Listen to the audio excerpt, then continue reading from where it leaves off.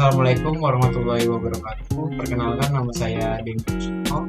Saya merupakan mahasiswa jurusan Arsitektur Fakultas Teknik Universitas Palangkaraya dengan NIM 23303050200058.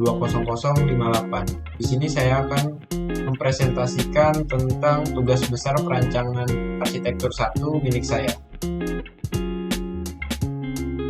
Baik, langsung saja kita mulai presentasinya. Jadi kami sebagai mahasiswa arsitektur diminta untuk mendesain sebuah sculpture sebagai penunjang pada kawasan areal sekitaran kampus Universitas Palangkaraya. Sebagai pendahuluan, kita harus mengetahui apa itu sculpture. Sculpture adalah karya seni 3 dimensi dengan berbagai macam material dan teknik. Sculpture dapat berbentuk figuratif, abstrak, ataupun ilustrasi. Sculpture memiliki sifat yang berbeda dengan lukisan karena sculpture memiliki dimensi ruang dan volume. Kemudian kita harus mengetahui apa fungsi dari sculpture. Yang pertama yaitu sebagai dekoratif, yaitu mempercantik ruangan atau tanaman, memberikan keindahan dan estetika. Yang kedua sebagai simbolis, yaitu mewakili ide, konsep, atau nilai tertentu. Yang ketiga sebagai religius, yaitu menggambarkan dewa-dewa atau tokoh agama untuk tujuan religius. Dan yang keempat sebagai fungsi sosial, yaitu mengangkat isu sosial atau politik, meningkatkan kesadaran dan mendorong perubahan. Nah, pada halaman pertama ini juga terdapat studi preseden dari sculpture-sculpture yang ada pada kawasan kampus-kampus di Indonesia. Yang pertama ada dari Universitas Bangka Belitung, kemudian yang kedua ada dari Universitas Indonesia, dan yang ketiga ada dari Universitas Brawijaya.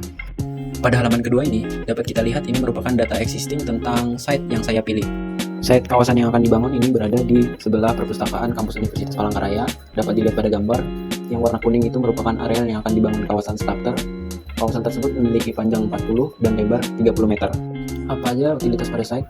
Yang pertama ada drainase parit di kedua sisi jalan, yang kedua terdapat jaringan listrik, yang ketiga sudah terdapat air bersih seperti PDAM, yang keempat terdapat lampu jalan di sekitar site, dan yang kelima jalan sudah beraspal.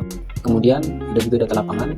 Jalan utama memiliki lebar 6,60 meter, yang kedua tepi jalan memiliki lebar 1,5 meter. Nah, untuk drainasenya sendiri pada parit 1 memiliki lebar 1 meter dan parit 2 memiliki lebar 2 meter. Nah, selanjutnya batasan-batasan di sekitar site. Untuk di sisi utara yaitu Jalan Bekotin atau Kampus Ekip. Kemudian di sisi timur yaitu Jalan Hendrik Timang atau Rektorat.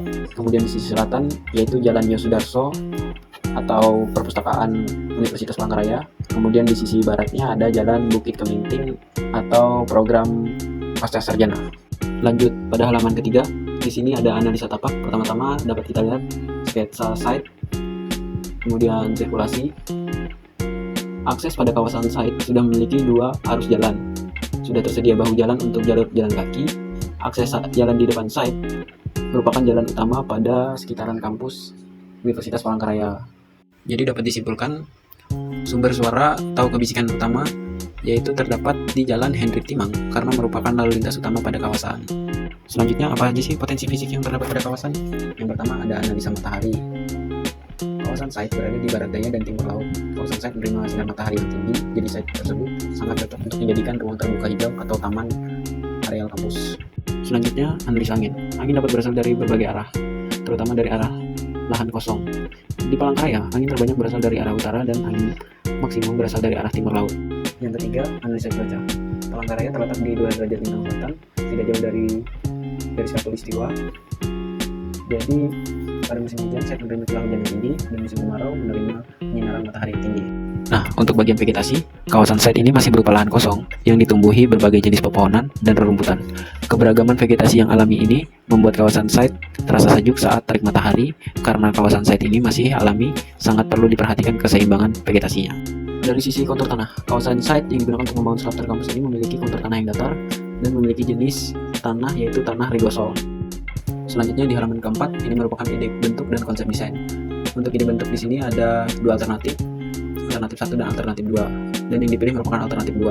Dapat dilihat transformasi bentuknya. Saya menggunakan bentuk dasar yaitu lingkaran dan mengurangi di beberapa sisi bagian.